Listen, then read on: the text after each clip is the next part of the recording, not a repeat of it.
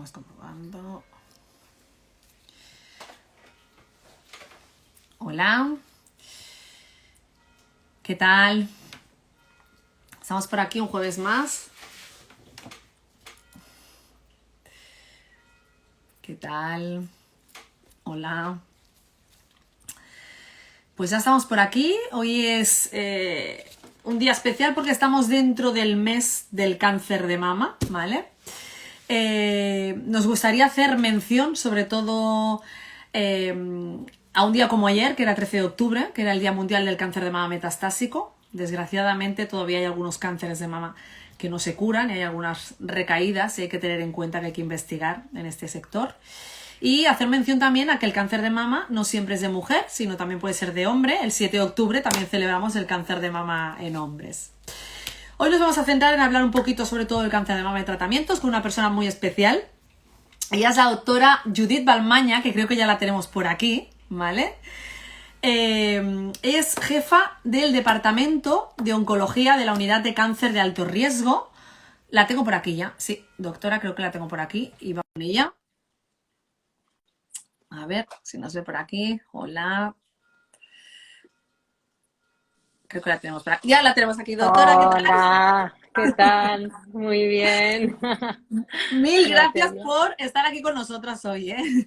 No, hombre, y tanto. Muchísimas gracias a ti, Marisa, y a toda la asociación por invitarme y por darme esta oportunidad. Genial. Pues doctora, si le parece, estaba comentando al inicio, ¿no? De que estamos en el mes de octubre, el martes celebraremos el Día Mundial del Cáncer de Mama, pero quería hacer especial mención también a tener en cuenta, ya que tenemos ahora tanta información y nos conectamos todos a través de redes, ¿no? Que ya es una novedad, que el día 7 también se celebraba el cáncer de mama en hombres, aunque sean poquitos, y que ayer justamente era el Día Mundial también del cáncer de mama metastásico, dos sectores del cáncer de mama que están ahí también y que, bueno, los compañeros de las dos asociaciones, pues desde aquí un beso inmenso, porque al final estamos, como dice la canción, todos bajo el mismo sol y debemos a empujar a seguir investigando, que es importante.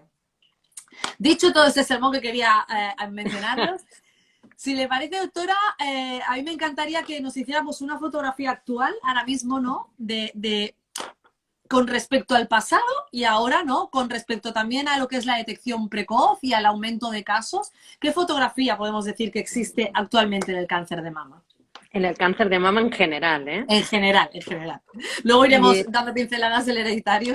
claro, claro. No, mira, justo hoy hablaba con un residente, ¿no? Que ha empezado la rotación con nosotros en la unidad, ¿no? Y entonces estaba yo recordando cómo era el tratamiento y el diagnóstico del cáncer de mama cuando era yo residente, ¿no? O sea, y esto fue antes del año 2000.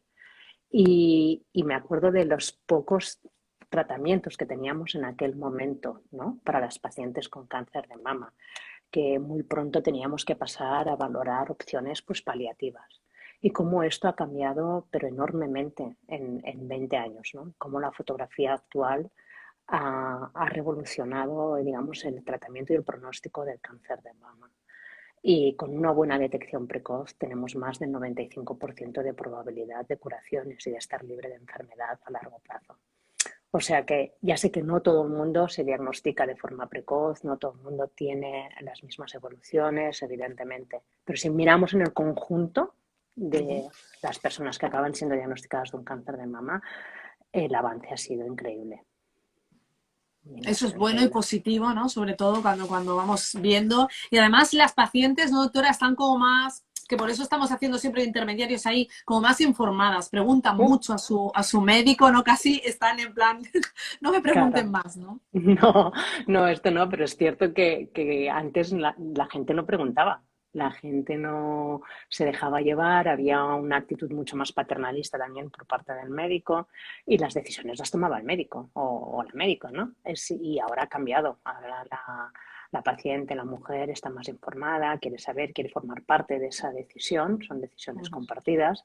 Entonces, evidentemente no puede tener el expertise ni el conocimiento que se tiene desde la parte del profesional, pero sí que cuando hay que tomar decisiones que a veces no son blanco y negro, pues realmente creo que es muy importante tener a la paciente bien informada y luego pues o sea, entrar en esa discusión de cuál es la mejor opción de tratamiento. Y para mí esta es la mejor personalización. Aprovechando eso mismo que dice, porque yo tengo preguntas aquí apuntadas que me han ido llegando, ¿no? Que siempre enviamos un mail para que nos pregunten, pero actualmente pues hay como mucha, no información, sino ahora decimos que el tratamiento es más personalizado, que va más a medida a cada persona, ¿no? Cuando a una mujer se le diagnostica la enfermedad, ¿de qué depende el tratamiento que se pone? ¿Hay una reunión entre varios profesionales? ¿Depende del hospital en el que está tratado, de la técnica que es mejor? ¿De qué depende? Porque a veces en los foros, que nosotros acostumbramos a decir que hay un arma de doble filo a veces en el foro, ¿no? Porque empiezan a decir, a mí me dan este tratamiento, a mí este. Yo siempre digo, ir a vuestro oncólogo y hablarlo con él, porque seguramente tras la decisión pues hay muchas respuestas, ¿no? Al final cada uno es un mundo. ¿Cómo ha cambiado o hacia dónde vamos, ¿no? Con el tema de esas medicinas personalizadas y Ujú. específicas. Bueno, la medicina de precisión, lo que se viene a referir sobre todo es que la tecnología ha permitido conocer muy bien o conocer mejor, tampoco me diré muy bien, ¿eh? O sea, yo creo que todavía queda mucho por conocer, ¿no? Pero que permite conocer mejor la biología molecular de ese tumor. Entonces sabemos que ahora cuando hablamos de un cáncer de mama, el que puede tener Pepita puede ser muy distinta del que puede tener Josefina. ¿Por qué? Porque aunque sea un cáncer de mama, no solo el tipo de células, la histología puede ser distinta, los receptores de estrógeno, de progesterona o la proteína HER2, sino que también en el núcleo de esas células tumorales hay unas alteraciones genéticas distintas que mantienen esa proliferación celular de ese tumor y esa capacidad de invadir o esa capacidad, ¿no?, de metastatizar. Entonces, precisar este conocimiento, o sea, la medicina de precisión viene a decir esto, a conocer, a que el diagnóstico vaya más allá de simplemente decir es un cáncer de mama. No, no, no. O sea, le faltan muchos apellidos a ese cáncer de mama. Y a eso se le llama la medicina de precisión, porque ese conocimiento más profundo también ha comportado saber identificar dianas de tratamiento, es decir, proteínas que están alteradas, que a lo mejor están siendo sobresintetizadas y tal, y que hay fármacos que van en contra de esto, ¿no? Entonces, permitir frenar el crecimiento de esas células. La medicina de precisión se refiere a esto, ¿sabes? A hacer un conocimiento más profundo, más detallado de la biología molecular del tumor y, sobre todo, de aquellas alteraciones para las cuales pueden haber unos fármacos específicos. Perfecto. Teníamos justamente una pregunta de una chica que nos había enviado. Y yo he pensado, mira, se lo podemos preguntar a la doctora, de que a veces cuando se biopsia, ¿no? Ella comentaba que le había explicado a su doctor que depende de por qué zona le hubiera biopsiado, a veces puede haber un diagnóstico error. Esto puede pasar, ¿no? Porque nosotros siempre lanzamos un mensaje de ves al médico ante cualquier anomalía y a veces se ha dado el caso de algunas pacientes que en una primera biopsia salía negativo todo y era aparentemente no había nada y luego al final ha acabado siendo un tumor maligno. ¿Esto es debido a las técnicas de biopsia o a que es imposible conocerlo todo en esas pruebas si no hay una operación? Bueno, esto puede ser por causas múltiples, ¿no? Es decir, la glándula mamaria es una glándula que como tal es un tejido activo, es un tejido que en algún momento pues, se puede condensar de alguna forma y que sugiera ese tejido benigno, pues pueda sugerir una tumoración y una tumoración maligna y que se biopsie que sea benigna. O sea, que sea tejido glandular mamario no patológico, que no sea un crecimiento indiferenciado y con capacidad de crecer sin control y metastatizar. Y a veces puede pasar que detrás de una lesión benigna crezca un tumor. Es decir, pasar puede pasar y la verdad es que pueden pasar muchísimas cosas, ¿no? Yo diría que actualmente las técnicas de diagnóstico han mejorado muchísimo en cuanto a la imagen y en cuanto a la capacidad de biopsiar, ¿eh? Evidentemente nada es 100% perfecto, pero ha mejorado muchísimo. Se pueden diagnosticar muy bien hoy en día las lesiones y si hay una discordancia incluso entre la imagen radiológica y la lesión que se diagnostica por anatomía patológica, pues se suele solicitar nuevas biopsias o biopsiar en otros lugares. Es decir, que hay mucha conciencia de las posibilidades del diagnóstico de cáncer de mama. Allí donde la edad pues, pueda sugerir que puede haber un cáncer de mama. Hay edades en las que es muy poco frecuente y entonces pues, lo último que hay que pensar es que que una pueda tener un cáncer de Que mama. sea algo malo. Claro. Vamos a aprovechar este tema para preguntar, es cierto, en cuanto a datos, ahí estamos un poco perdidos. ¿Hay más diagnóstico de chicas jóvenes de cáncer de mama actualmente o no? Porque o sigue habiendo más o menos lo mismo, lo único que se detecta antes. No sé si hay ahí una confusión o realmente han aumentado los casos. La prevalencia, o sea, el diagnóstico del cáncer de mama a lo largo de la vida sí que ha aumentado. Y esto va muy vinculado a la esperanza de vida, una esperanza de vida más larga, ¿no? Digamos, a edades más avanzadas estando sanos y podemos acabar siendo diagnosticados de un cáncer de mama.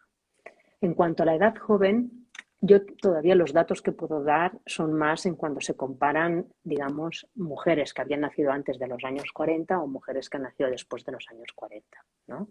Se ve que sí, por ejemplo, es un ejemplo es que se utiliza a veces en algunos estudios, ¿eh? Se ve que la aparición, el diagnóstico de cáncer de mama es de promedio a edades un poco más jóvenes en las mujeres nacidas más tarde, ¿no? Pero estos son estudios observacionales, son estudios epidemiológicos. Bueno, o sea, creo que el diagnóstico es frecuente, creo que, o sea, las causas evidentemente siguen siendo las mismas, es un conjunto de causas, causas genéticas, causas ambientales, y sobre aquellas sobre las que podemos incidir, que sean sobre todo las ambientales, pues intentar incidir en positivo y no en negativo, ¿no? Y estas son las que ayudarán a proteger y a reducir el riesgo a edades jóvenes. Correcto, aquí lanzamos el mensaje de que decimos, sí, a la ciencia hay que investigar, pero paralelamente, para ayudar a la ciencia, cuidémonos también. Es decir, esa otra parte, decir lo que sea a nuestro alcance, al menos vamos a tener una vida saludable en la medida de lo que podamos, y para ayudar, ¿no? Ya que, Claro, entrando uno en el mismo. tema, sí, ¿no? Entrando en el tema bueno, cuando heredamos una mutación genética en un gen, ¿no? Como los que más conocemos nosotras de las asociaciones, el BRCA1, BRCA2, pero cada vez hay más genes estudiados, ¿no? Se está abriendo más el panel y esto es un tema que tocamos muchas veces, pero como en todos los directos al final vamos rodando los mismos temas y nos siguen preguntando, porque cada vez que hay una familia nueva estudiada, pues le interesa escuchar, ¿por qué una persona que tiene una misma mutación, o dos hermanas incluso que pueden tener la misma mutación, una desarrolla un cáncer y la otra no, ¿no? ¿Qué más cosas pasan ahí para que podamos entender y no sea un qué mala suerte tengo, a mí me ha tocado y a mi hermana no, por ejemplo? Ya. No, yo creo que esto es una pregunta súper importante, y yo creo que muy importante que quede clara, ¿no? Muy pocas cosas en la vida y en el cáncer de mama van a depender únicamente de una alteración genética. El Muy cáncer bien. es una enfermedad mucho más compleja y muy dependiente de muchos factores. Es cierto que BRCA1 y BRCA2, como has dicho tú, Marisa, pues son dos genes que si tienen una alteración que impiden que sintetice proteína, pues van a suponer una probabilidad más alta de desarrollar cáncer de mama. Y si no se hace nada, esta probabilidad es bastante alta. Pero esto no significa que personas con esta alteración genética seguro que vayan a desarrollar cáncer de mama, Muy bien. porque esta alteración genética puede pasar desapercibida completamente, porque la otra copia del gen funciona adecuadamente. Y además, todos nosotros tenemos nuestra base genética, nuestra constitución genética, nuestra arquitectura genética, que a veces son genes y a veces es simplemente ADN que influye sobre otros genes. Y se ha visto que según qué combinación genética tenemos, también influye sobre el riesgo de aquellas personas que son portadoras. Y esto ya es también muy individual de cada uno. Es decir, que es un magma, ¿eh? O sea, es un magma de factores. Sí que se puede, y hoy en día creo que cada vez, y además estamos investigando en esto, porque yo creo mucho en que creo que puede ser útil, ¿no? A corto plazo, poder hacer predicciones a corto plazo que ayuden a decir, oye, pues mira, de los 40 a los 50, o de los 40 a los 45, o de los 50 a los 60, pues ojo que tu estimación de riesgo de cáncer es elevado aquí, de cáncer de mama, ¿no? Pues es importante hacer estas pruebas o hacer aquellas, o hacerlas con este intervalo o hacerlas con este otro. O sea, yo creo que podemos ir cuantificando mejor estos riesgos. No se puede predecir el futuro, pero se puede ir cuantificando y poniéndote en un grupo de riesgo. Y esto, hacerlo desde la salud, pues permite aumentar las probabilidades de que si aparece el cáncer se diagnostique precozmente. Claro. Indudablemente todo lo que se avance en detección en poder evitar la enfermedad o en poder predecir hacia dónde puede ir pues la salud de una persona sería genial. Aquí yo enlazo ya con algo que nos han preguntado, que hemos hablado alguna vez, porque la doctora saldrá también en la serie de genes, pero y hemos hablado a lo mejor con el doctor Alex Prat, creo que fue también. Vamos a entrar en la biopsia líquida, esto que tanto oímos ahora y que tanta esperanza está poniendo mucha gente, ¿no? En decir, ostras, qué bien, ¿qué es esto de la biopsia líquida? ¿En qué nos podría ayudar en el caso de las portadoras o cuando tienes la enfermedad? ¿Cómo puede ayudarnos? Bueno, es una pregunta, intentaré explicarla de forma sencilla, ¿no? Le llamamos biopsia líquida porque se hace en sangre, y es líquido, ¿no? Y hasta ahora siempre hemos estado acostumbrados a que las biopsias se hacían sobre tejido sólido, ¿no? Sobre un tumor sólido, ¿no? En la piel, en cualquier órgano sólido.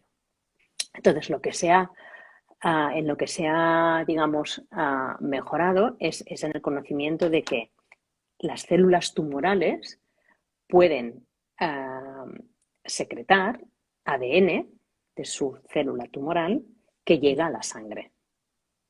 Y ese ADN tumoral, con una muestra de sangre, se puede analizar. Evidentemente esto aquí ahora parece muy sencillo, pero es que en la sangre hay ADN tumoral y hay ADN sano de cualquier célula que también se está replicando o muriendo. Entonces, aquí estos avances que decimos tecnológicos que han permitido identificar qué porcentaje de ese ADN que hay en sangre es tumoral y está alterado. Entonces, a partir de aquí se pueden hacer muchas aplicaciones. Hay aplicaciones de identificar ADN en sangre tumoral que sirven para determinar si hay persistencia de enfermedad. Enfermedad que no se ve a lo mejor radiológicamente, pero que microscópicamente está y está eliminando ADN tumoral en la sangre. ¿Vale? Esto es una forma de monitorizar muy sensible, ¿vale? Que nos permite, ¿no?, intervenir antes de que se visualice. Esto, yo te lo digo, pero esto es todavía en muchos casos es investigación, ¿no? Luego se pueden detectar también alteraciones que de alguna forma engloban el conjunto, si por ejemplo en enfermedad avanzada, que puede haber pues afectación pues en un ganglio y en el hueso, a lo mejor en el hígado, pues si cada uno de estos tumores desprende ADN a la sangre, en la sangre puedes ver un compendio de toda la enfermedad, porque esto no lo hemos hablado, pero claro, en un mismo tumor también puede cambiar y ser Claro, distinto. esto luego lo explicaremos también para entenderlo, ¿no? Sí, todavía, esto se complica todavía un poco más. Entonces, bueno, pues puede pasar que al tratar un tumor, por ejemplo, pues esa célula tumoral se haga resistente, deje de funcionar con ese tratamiento. Y uno de los motivos es que el tumor ha sufrido una alteración genética que hace que ese tumor sea resistente al tratamiento. Pues esta alteración genética, en algunos casos, se puede detectar en sangre. Muy bien. Y claro, si lo detectas en sangre, entonces dices, ojo, este tratamiento va a dejar de funcionar aquí. O puede estar dejando de funcionar. Vamos a utilizar otro tratamiento. ¿Vale? O sea, Iríamos un pasito por delante todo el rato, ¿no? Bueno, sí, yo creo que en general se intenta ir siempre por delante. Entonces, el ir por delante hay que saberlo llevar, hay que tener evidentemente mucha evidencia de todo lo que se hace, no hay que sobretratar, pero este es el objetivo, es decir, ir pudiendo conocer lo mejor posible hacia dónde va esa célula o hacia dónde ha ido o a qué se ha hecho resistente y en función de esto actuar, o sea, darle un significado a esto y actuar y que la actuación sea beneficiosa. Muy bien. Teníamos una pregunta, doctora, también. No sé si está relacionada con la biopsia líquida, creo que no. En algunos casos hablamos de cuando un cáncer de mama, pues aparentemente está curado, ¿no? ¿Y por qué en algunos casos se detecta una metástasis en un tiempo relativamente pronto y en algunos casos pueden llegar a pasar hasta 15 años, que ha habido el caso de algunas mujeres, ¿no? Una vez leímos un artículo del tema de si existe la latencia de esas células, realmente están paradas, no dejan de crecer. ¿Cómo ocurre o qué ocurre? ¿Qué pasa para que ocurra esto? Porque también es algo que cuesta entender, ¿no? Desde las pacientes. A priori, siempre lanzamos el mensaje de que el cáncer de mama se cura en una alta probabilidad. Pero cuando se oyen estos casos, pues asusta un poco, ¿no? Decir, ¿por Ya. qué? ¿Qué es lo que ocurre en el cuerpo realmente? Sí, no, hay distintos mecanismos que lo pueden explicar. No es lo más frecuente, pero ocurre y realmente te genera incertidumbre. Te genera incertidumbre. Parece ser que son mecanismos que de alguna forma adormecen, la célula se queda quiescente, se queda como dormida, deja de dividirse y o sea, no se divide y queda en un estado tan pequeño, hay tan poca cantidad de ese material tumoral que no lo visualizas. Y al no dividirse tampoco secreta, ¿no? ADN. Y luego puede tener, a cabo de un tiempo, pues puede tener un estímulo que lo reactive y que lo anime y empiece a crecer nuevamente. ¿Eh? Ah, ocurre, no es frecuente, pero es verdad que puede ocurrir. ¿Eh? De todas formas, actualmente, pues, según el tipo de tumor y el estadio y todo, pues hay muchas mujeres que a los 3 años ya casi se pueden dar por curadas, otras a los 5 y otras a los 10. ¿Eh? Es muy poco frecuente la recaída después de Vale. 10 años. Os lanzamos ese mensaje, sobre todo para aquellas chicas que nos han escrito con esa incertidumbre, ¿no? De que puede pasar, porque al 100% no lo tenemos nunca en nada, pero no es algo que sea muy habitual. Vamos a hablar ahora, doctora, de una noticia que salió usted en la noticia y nos hizo mucha ilusión, ¿no? En cuanto a tratamientos específicos, en cuanto a algo que nos toca a la asociación en concreto por la mutación, de la esperanza que hay un poco en los inhibidores de PARP, ¿no? ¿Qué se sabe de esto? ¿Qué va a ser? ¿Se va a poder aplicar en personas que de manera preventiva? No sé, porque al final siempre decimos queremos cortar la cadena para nuestros hijos, para lo que sea. ¿Hacia dónde va un poco la investigación? A ver si conseguimos algo para evitar desarrollar la enfermedad, aunque no dependa solo de la mutación. Claro. No, mira, los inhibidores de PARP primero, hace ya en el 2017, en el 2018, que salieron los dos estudios que en la enfermedad metastásica en mujeres portadoras de una alteración genética en BRCA1 o en BRCA2, dos inhibidores de PARP, pues demostraban que comparado con quimioterapia estándar que no fuera platino, pues mejoraban la supervivencia en cuanto a la supervivencia antes de progresar, ¿no? O sea, tenían más respuestas y tardaban más en progresar. No se curaban del todo, pero tardaban mucho más en progresar. Entonces, esto ya fue un hito, ¿no? Entonces, aquí ya se consiguió algo porque además la toxicidad era muy inferior, porque ataca directamente a la célula tumoral y mucho menos a la célula sana. Son pastillas, es un tratamiento oral, es decir, es muy cómodo comparado con quimioterapia endovenosa. Y ahora recientemente ha salido el estudio en el Congreso americano que presentamos en mayo, que era este mismo fármaco, pero administrado en enfermedad inicial. Es decir, en aquellas mujeres que tienen un cáncer de mama localizado en la mama y que hacen su tratamiento estándar, quimioterapia, cirugía, radioterapia, si está indicado, y luego durante un año se les da o el inhibidor de PARP, en este caso en este estudio, o se les daba un fármaco que era placebo. Entonces lo que se ha analizado es que las mujeres que han recibido el inhibidor de PARP pues tienen una probabilidad de recaída mucho más inferior. Por lo tanto, una alta probabilidad de curación, porque estamos en este momento ya, la enfermedad está en una fase de curación, de que si no recae, está curado, ¿no? Claro. Entonces, evidentemente, faltará seguimientos más largos para ver cómo se traduce pues, estos beneficios iniciales, estos resultados preliminares, pero esperamos que se traduzcan en realmente beneficio a largo plazo, ¿no? Y esto pues permitirá disponer pues, de Uy, ¿se ha ido la voz? Doctora, se ha ido la voz. Ahora, se ha ido la voz. Ah, ahora, es que me ha salido 20% ahora. Estaba al 100%, pero claro, tengo una batería muy antigua. Tendré que cargarlo. Bueno, estoy al 20%. No pasa. Qué desastre. Espera, voy a buscar el No, súper. no se preocupe, doctora. Estos son cosas del directo, estamos acostumbrados, ¿eh? A que No, falte conectar, a que hagamos cositas. es que yo lo que veo es que claro, es que es un móvil antiguo y se descarga muy rápido, ¿eh? Estaba al 100%. No Pero pasa bueno, nada. tenemos No pasa solución nada. para todo. Sigue, sigue. Estábamos en un tema súper interesante, pero claro, yo comentando esto, se me ocurren dos ideas, una que nos preguntaban, una es, por ejemplo, estos inhibidores de par, claro, las chicas que hasta ahora o las mujeres habían padecido un cáncer hormonal, tomaban una medicación para las hormonas, ¿no? En otros casos, cuando era ER2 positivo, ¿no? También vamos haciendo los deberes, también había como una medicación muy específica.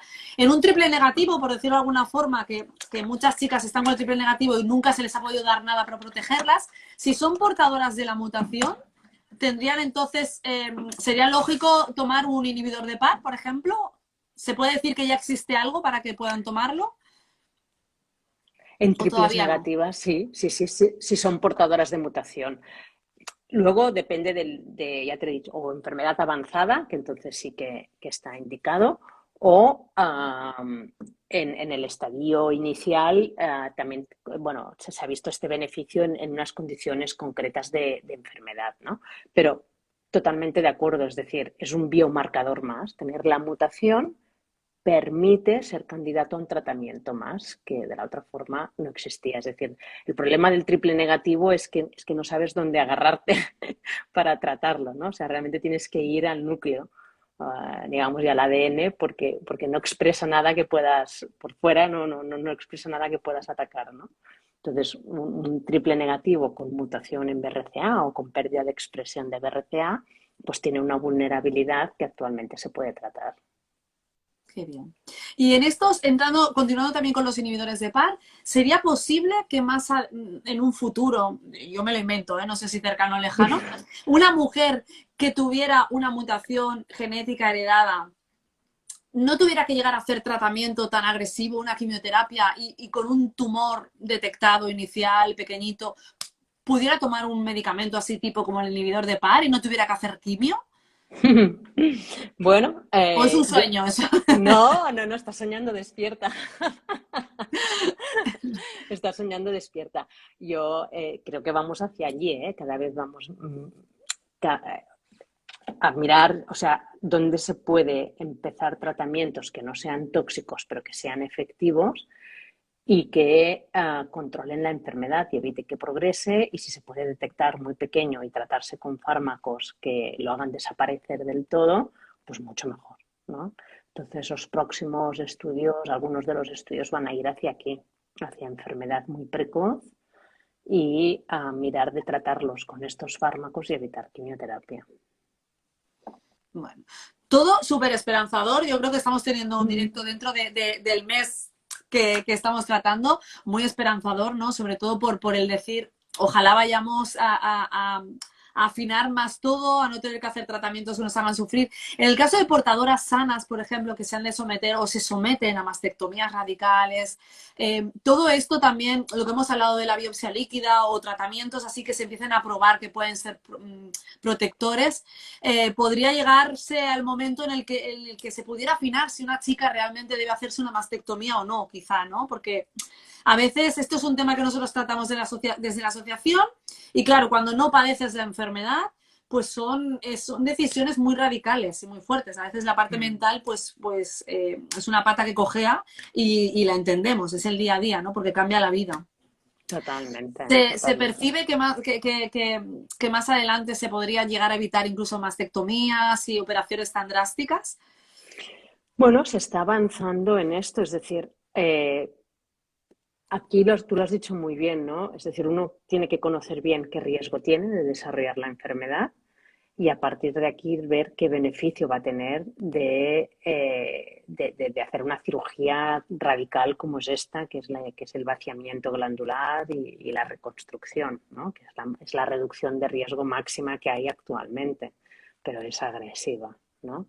Entonces uno tiene que conocer bien qué riesgo tiene que conocer bien la posibilidad de que si no hace esta cirugía, pero hace seguimiento, pues que pueda conseguir una detección precoz y curarse de esa enfermedad.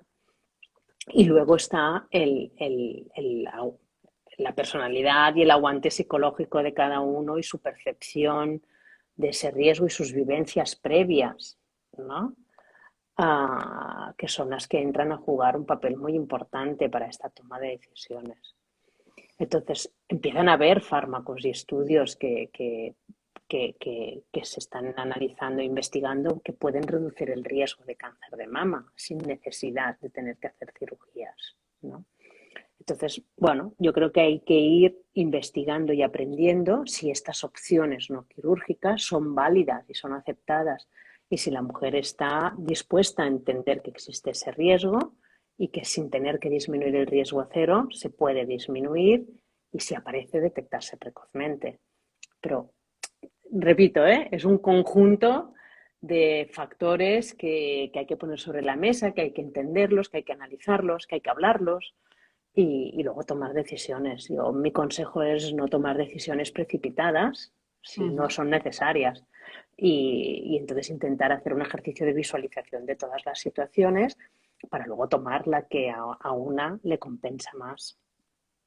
Correcto. No, y sobre todo ha dicho usted antes una cosa, doctora, que es muy cierto y es que las experiencias de cada uno a veces te hacen tomar las decisiones más seguras. A veces cuesta cuando vienes de un entorno muy sano y un caso más aislado y cuando has padecido la enfermedad una vez o has perdido algún familiar, pues como que por mucho que sopesas más el no pasar por lo mismo o no padecer la Claro. enfermedad.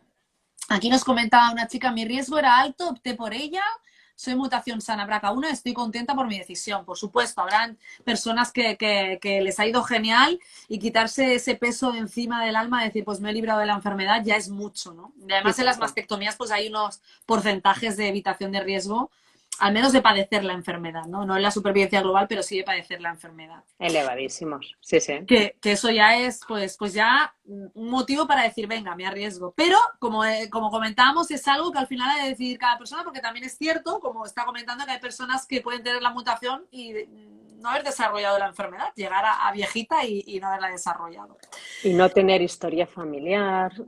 Claro, a medida que se extienden más estos estudios, lo que ocurre es que se pueden detectar en personas, o sea, como de forma incidental, ¿no? En personas sanas, sin historia familiar. Entonces, es una situación en la que, bueno, manejar ese riesgo es Sí, como abstracto, porque no has tenido una vivencia relacionada con esto. sí, sí, sí. Mira, esta chica nos dice, tengo 5 enfermas de cáncer en la familia y todas portadoras del gen BRCA1. O sea, que tenía experiencia, cinco familiares, pues supongo que se decantó a hacerse la mastectomía por esto. Una pregunta que me la han comentado también, le he apuntado aquí. Una vez realizada la mastectomía, ¿qué tipo de control se debe tener? ¿Es posible tener un tumor después de la mastectomía en el tejido, en el pezón, o ya eso es prácticamente nulo? La verdad es que las mastectomías que se hacen actualmente son mastectomías muy amplias, son mastectomías que pueden preservar piel y pezón para mantener una cierta estética, ¿no? Alguna mujer puede decidir quitárselo todo completamente, pero buscando un equilibrio de la reducción de riesgo, es muy elevada esta reducción de riesgo preservando piel y pezón. Y además se obtiene Ay, generalmente una pasta. se ha apagado ahora un poco. ¿Sí? Ya ¿Ahora? está, ahora. Vale, ahora. Se saca una pastita y se analiza que no haya nada y luego toda la pieza también se analiza, ¿no? Entonces, el volumen residual que queda de tejido glandular es muy pequeño, es muy pequeño.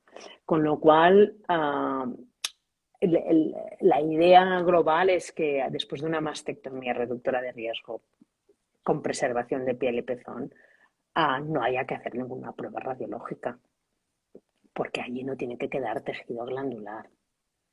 Muy bien. Entonces, bueno, podría pasar que no fuera así, que no fuera así. Entonces, bueno, pues se puede hacer una prueba y mirar y a partir de aquí decidir. Pero de entrada el mensaje que yo daría es que la mastectomía reductora de riesgo tiene como finalidad no tener que hacer seguimiento radiológico. Genial.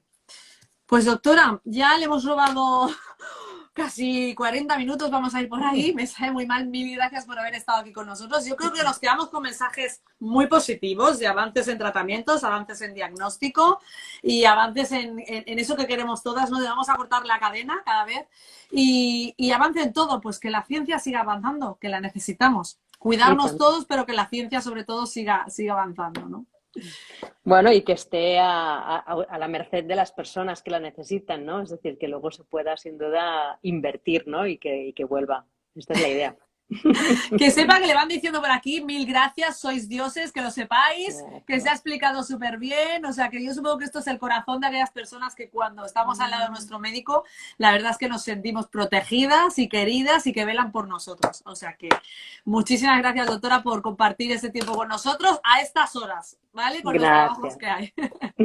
Gracias, Marisa, y a todas las que os habéis conectado hoy. Hasta pronto. Un abrazo muy fuerte. Adiós. Adiós. Dios. Gracias. Hasta luego. Hasta luego. Bueno. Pues hasta aquí, ahí le damos a la X, el directo de hoy. Nos vemos la semana que viene. Esperemos que hayamos podido contestar a todas las preguntas que nos habéis hecho.